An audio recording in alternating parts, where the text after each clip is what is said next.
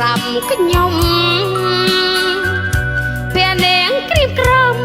ឲ្យខ្ញុំខ្លោចផ្សារកលៀនចេញទេអូនឯកោអសោស្នេហាកន្លងសំដីចំក្រោយខ្ញុំគ្មានស្បោយទុកប្រាចាំងក្តីសឹងព្រោះគ្មានបំណង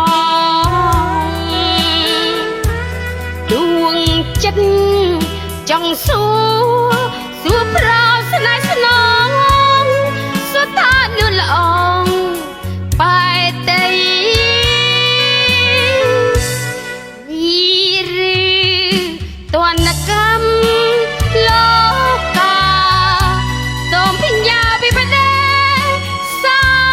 រីបំបែងពងរន់គូជីវិតស្រីកម្មវ័យផលវ័យលោកកាសំដីចង់ក្រោយដងហៅស្នេ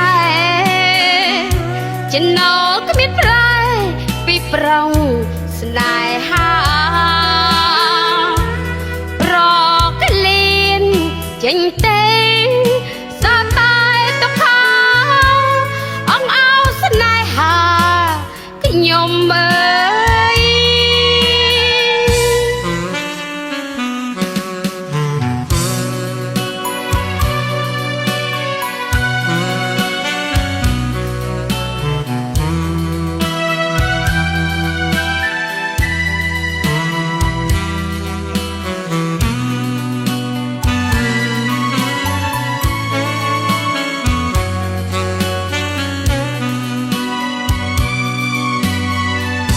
សំដីចង់ក្រោយប្រឆ្លើយ5ខ្ញុំ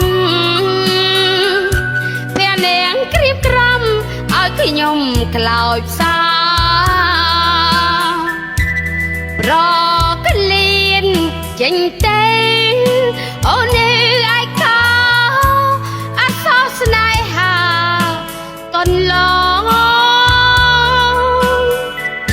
សំដីចង់ក្រោយខ្ញុំគ្មានស្បោយទុកប្រាចាំងក្តីសឹងព្រោះគ្មានបំណងដួងចិត្តចង់សួរប្រោស្នេហ៍ស្នងសួរថាលឿនល្អងមេត្រីនេះឬតនកម្មលោកកាសូមបញ្ញាវិបដិសារីបំបែងពងរន់គូជីវិតស្រីកម្មវ័យផលវ័យលោកកាសំដីចង់ក្រោយដងហៅស្នេហ៍ចំណោគ្មានប្រែពីប្រងស្នេហាប្រកលៀនចេញទេ